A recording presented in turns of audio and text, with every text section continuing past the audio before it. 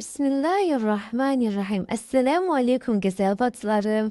Biz bu günlərində iki üstün, iki ötürə və iki əsnəni keçirik. Yenə dediyim kimi bu adları yadda saxlamağa ehtiyac yoxdur. Sadəcə qaydanı tətbiq eləməyi öyrənək. Çünki Quran-Kərim oxuyarkən bizdən qaydanın adını soruşmur. Bizdən Rabbimiz yəni o qaydanı onun üzündən oxumağı buyurur. Deməli, biz keçən mövzumuzda demişdik ki, belə bir xətt çəkdik. Və dedim ki sizə bu xətt Qurani-Kərimdə ümumiyyətlə 28 dənə hərfimiz var. Bu xəttdə demişdim ki, o hərfləri təmsil eləyir. Məsələn, riyaziyyatda belə bir şey var ki, en yazırsan deyirik ki, bu natural ədədlər deməkdir. Yəni bunun kimi bu da bu xəttdə yəni 28 dənə hərfi bildirir. Yəni bunun içərisində sanki bütün hərflər var. Heç bir şey bu Quranda bizə bu xətt lazım olmur. Həm də ki, hərflərin üstünü və altını bildirmək üçün. Biz keçən dəfə demişdik ki, bu yuxarıda xətt qoyuruqsa, hərfin üstü deməkdir. Yuxarıda bir xətt olarsa demişdik, bu nə oxudur? Ə oxudur demişdik. Aşağıda bir xətt olarsa demişdik, nə oxudur? İ oxudur. Bir dənə bu 9-a bənzər işarə olarsa da demişdik, U oxudur.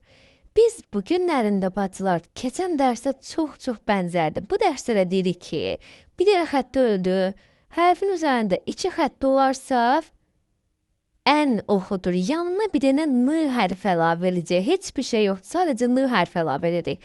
Hərfin aşağısında iki dənə xətt olarsa, nə olacaq? Bir dənə n əlavə edəcək, in oxudur. Bu 9'un iki dənə 9'da olarsa, olacaq nə? Un, iki xətt ən, iki xətt in, iki xətt 2-9 10. Onu deyim ki sizə, bu 9 bəzən belə bu formada da gələ bilir. Yəni bu 9'u bənzər işarənin yanında hər hansı bir xəttdə, quyruqdan 2 dənə 9 görürsə, bilin ki, un oxudur yəni. 9 yəni bu un oxudacaqdır, gəlin qaydaları, yəni izahlardan inşallah ki, izah edeyim. Baxın. Deməli bizim bu əlif hərfimiz idi, haminə yola gedən hərfimiz idi. Üzərində qoyaq iki xətt. Nə olacaq? Nə qoysaq ona çevrilir. Bu iki xətt baxın nə oxudur? Ən. Bunun da adı oldu ən. Bunun üstündən iki xətt qoyduq. Nə oldu? Bən. Bu t hərfimizdir. T'nın üzərinə iki xətt qoyduq. T, yanına bir dənə ən əlavə edirik. Şəkil kimi. Tən. Bu s, keçən dəfə sona yaxın yazmışım ki, bu hərfi də əzbərləyək. Hər dərs inşallah bir neçə hərf əlavə edəcəm, onları əzbərləyin. Deməli, s hərfimiz idi. Üstündən iki xətt oldu. Nə oldu? Sən.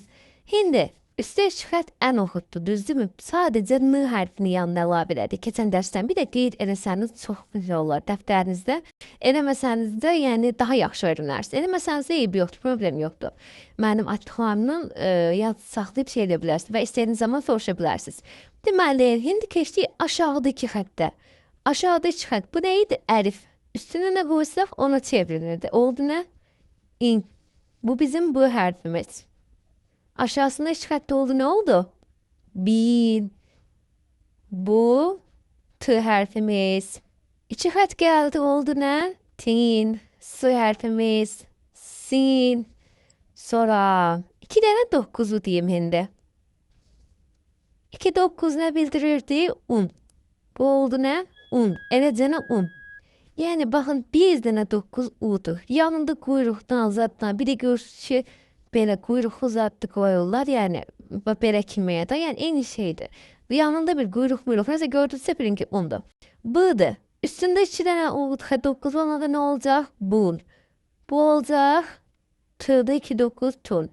S'da oldu sun.